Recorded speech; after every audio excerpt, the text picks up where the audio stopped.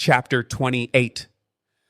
Woe to the crown of pride, to the drunkards of Ephraim, whose glorious beauty is a fading flower, which are on the head of the fat valleys of them that are overcome with wine. Behold, the Lord hath a mighty and strong one, which as a tempest of hail and a destroying storm, as a flood of mighty waters overflowing, shall cast down to the earth with the hand. The crown of pride, the drunkards of Ephraim, shall be trodden under feet, and the glorious beauty, which is on the head of the fat valley, shall be a fading flower, and as the hasty fruit before the summer, which when he that looketh upon it seeth, while it is yet in his hand, he eateth it up. In that day shall the Lord of hosts be for a crown of glory, and for a diadem of beauty unto the residue of his people, and for a spirit of judgment to him that sitteth in judgment, and for strength to them that turn the battle to the gate. But they also have erred through wine, and through strong drink are out of the way. The priest and the prophet have erred through strong drink. They are swallowed up of wine. They are out of the way through strong drink. They err in vision. They stumble in judgment. For all tables are full of vomit and filthiness, so that there is no place clean.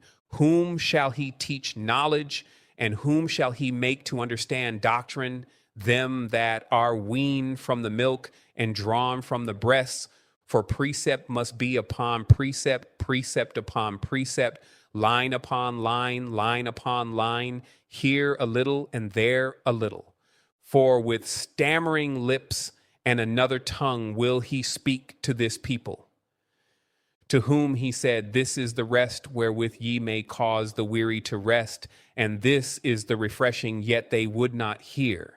But the word of the Lord was unto them precept upon precept, precept upon precept, line upon line, line upon line, here a little and there a little, that they might go and fall backward and be broken and snared and taken. Wherefore hear the word of the Lord, ye scornful men that rule this people which is in Jerusalem. Because ye have said, We have made a covenant with death, and with hell are we at agreement. When the overflowing scourge shall pass through, it shall not come unto us. For we have made lies our refuge, and under falsehood have we hid ourselves. Therefore thus saith the Lord God, Behold, I lay in Zion for a foundation, a stone, a tried stone, a precious cornerstone, a sure foundation. He that believeth shall not make haste. Judgment also will I lay to the line, and righteousness to the plummet.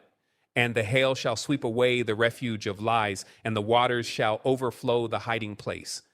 And your covenant with death shall be disannulled, and your agreement with hell shall not stand.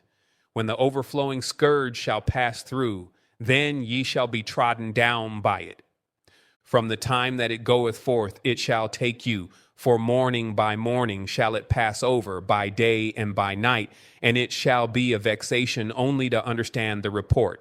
For the bed is shorter than that a man can stretch himself on it, and the covering narrower than that he can wrap himself in it.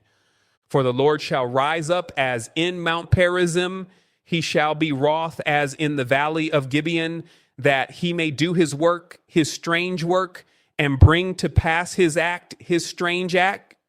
Now therefore be ye not mockers, lest your bands be made strong. For I have heard from the Lord God of hosts a consumption even determined upon the whole earth. Give ye ear and hear my voice, hearken and hear my speech. Doth the plowman plow all day to sow? Doth he open and break the clods of his ground? When he hath made plain the face thereof, doth he not cast abroad the fitches, and scatter the cummin, and cast in the principal wheat, and the appointed barley, and the rye in their place? For his God doth instruct him to discretion, and doth teach him. For the fitches are not threshed with a threshing instrument, neither is a cartwheel turned about upon the cummin. But the fitches are beaten out with a staff, and the cummin with a rod. Bread corn is bruised, because he will not ever be threshing it, nor break it with the wheel of his cart, nor bruise it with his horsemen. This also cometh forth from the Lord of hosts, which is wonderful in counsel and excellent in working.